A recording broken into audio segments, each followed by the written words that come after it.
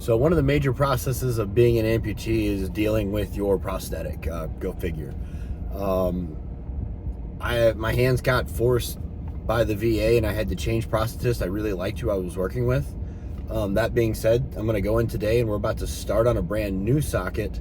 I'm due, and I'm actually, like, silver lining here is I'm actually excited because I found somebody else that's also trying to improve things versus just trying to do what they've always done.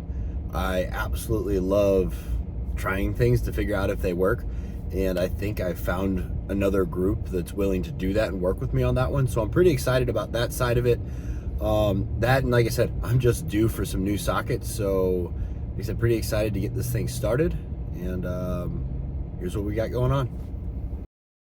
All right, so the first basic step you take in creating a new socket is to create a mold or a cast. So this is what you see going on right here. We're just using basic plaster, and there's about 3 or 4 different steps that they take in order to create this mold. And the goal here is to capture every single individual detail about the individual's limb. So in this case, obviously, we're making a socket for me. This will work for no one else.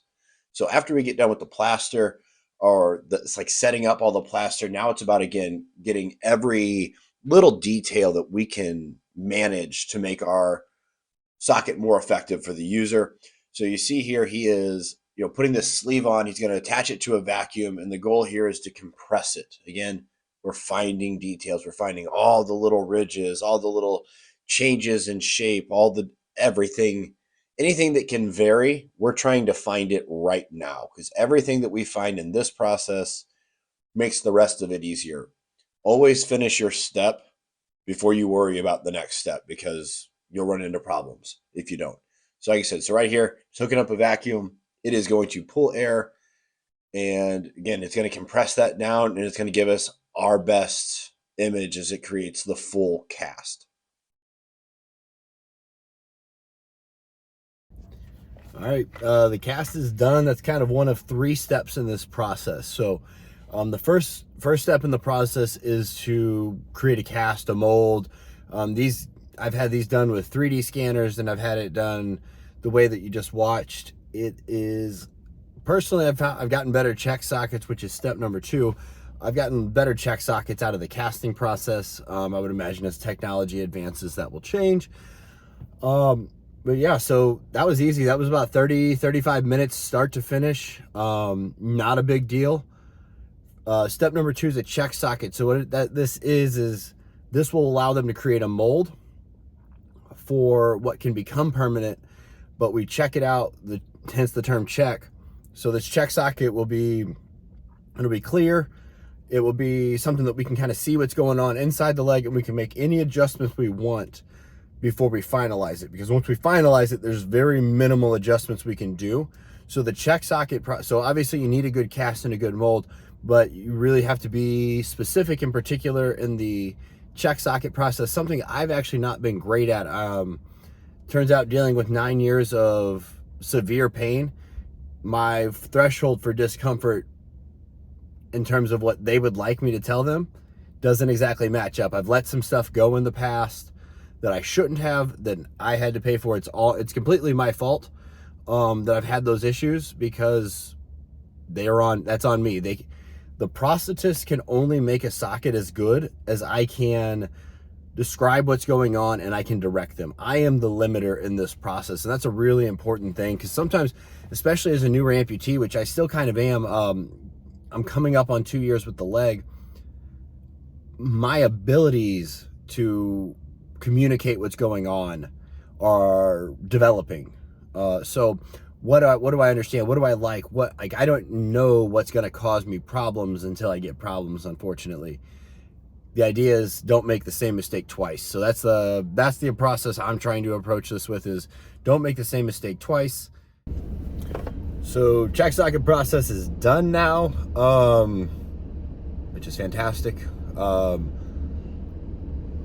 Turnaround time here can vary depending on your prosthetics clinic, whether or not they do it in-house or they send it out. These guys do it in-house. It's also my very first time working with them, so I don't know exactly what to expect, but They're telling me that it's probably going to be less than a week, as long as I can get this small paperwork issue, because why wouldn't we have another paperwork issue with the VA? The casting process was done at the end of November. I just got to come back on December 19th for my check socket process because one person in my chain of people in the VA decided that I didn't need a socket that fast, and well, we're just kind of being lame. We'll just go ahead and leave it there. But so I got to get one more thing apparently figured out on that end, and then they can start working on it. We will get to use this check for 2 different legs. So I've got my everyday leg that I tested out today. That's what you saw in the video.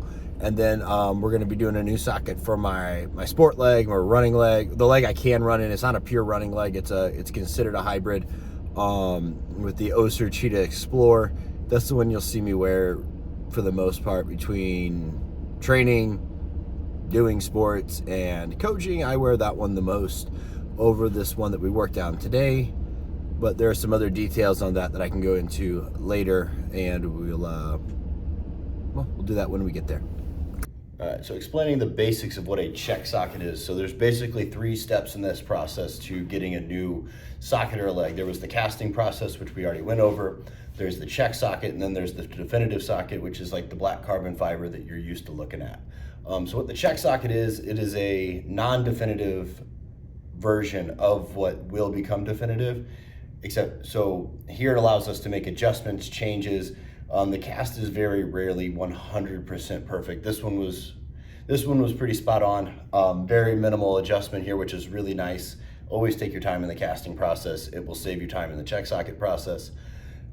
This is what it looks like. So we get in here, it's clear. So as I put it on, myself and my prosthetist can see exactly what's happening inside of that socket, which again doesn't happen whenever you have the permanent one. And really what you do is you test it. You find spots that you look for discomfort, really. Where might this cause an issue down the line? And again, you can solve problems before they become problems in this process. So like I said, today's gone very, very smooth. What are we in here? 20 minutes? Yeah, we spent about 20 minutes working on this one, which is, never think that that's a marker of a thing you need to do. If you need to spend an hour, you need to spend an hour, do that. But today was really easy. Just we got a handful of laps in, some movement.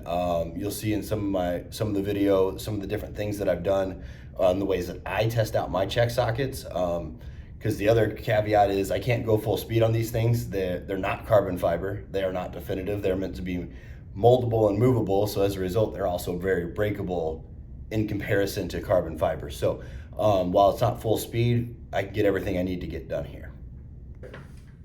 Now, they say the biggest shrinking wasn't like, now don't get me wrong, this is definitely a smaller socket. But it was more shape change for me. Like that's what I really noticed about the shape here, is it's far more contoured that direction, whereas like before it was still pretty uniform. I keep thinking I need to be like afraid of it. I don't want to break it, but I'm not gonna break this one.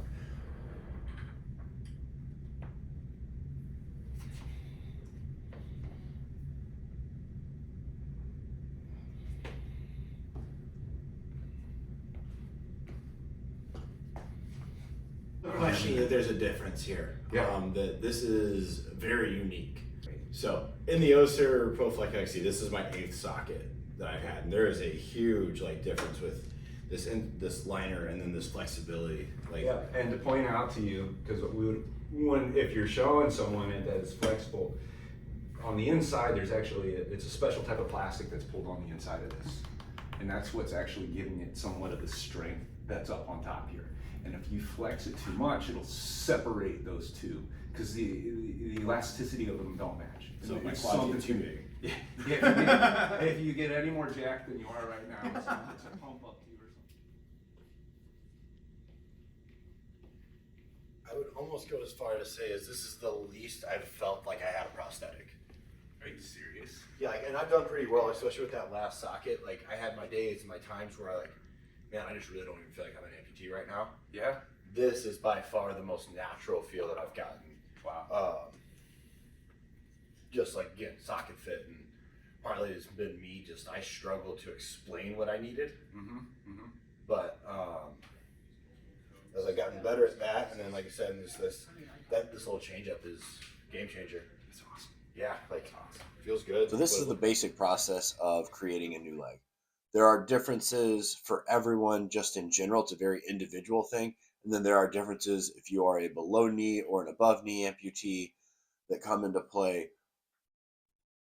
I like sharing this sort of stuff, and I think that this is the type of thing that I tend to find myself in very beneficial conversations after the fact, because someone's like, "Oh, I solved this problem this way," and there is a lot of different ways to skin the cat in this process.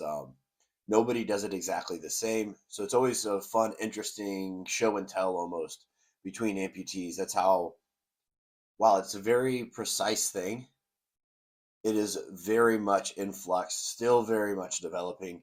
I use this phrase a lot, that a prosthetic is a precision game where your only tool is Kentucky windage. So there's a lot to get right. There's plenty to get wrong. It's about figuring out what works and figuring out solutions. It is a constant problem solving process. So if you are an amputee or somebody that may be headed down that path, understand that you need to lean into the problem solving process, because that's what will improve your quality of life. Getting better at these things just makes a huge difference. And then for me, getting into this socket that fits so well is a huge deal for my training. It does a handful of things. So I'll kind of go down a couple paths. So first one is just basic health and safety. Because the socket fits well, this went really well, I am less likely to develop skin issues, or other things that are going to prevent me from being able to go and train, that are flat out going to be like, you cannot put your leg on and use the leg that way today. It prevents that. So keeps me healthier, but also keeps me training more. So there's the performance side as well. But on top of that, there's also like the efficiency standpoint. The better my socket fits, the more efficient I can be with my movement. As that socket fit starts to go, as mine was, it became a lot more physically taxing. It required more energy to do the same thing because it was just less stable. And that's what you lose as you lose your fit, which is a natural process. I'm in a constant state of atrophy. My residual limb will continue to shrink pretty well for forever. I'm really at a point where I'm not going to have any big changes now, most likely, but it's still going to always be shrinking a little bit or changing shape, little things like that. It's just going to happen. It's not that big a deal. It's just reality. It's why this socket won't last me for the next 10 years. I might get a year out of it. That would be cool, to not have to do this again for a year. That's a great place to be. And again, that's just evidence that a very high quality job was done in the first place. So moving forward, this is a huge boost to my training. If you've got questions, please put them in the comments. If you've got somebody that you think this content could help, sharing it with that person would just be an absolute gift to me. Thank you very much. And for everybody that's followed along so far, again, thank you. I'm very new to this, but I'm very much enjoying the process of getting better here. So thank you for watching, and I will see you on the next video.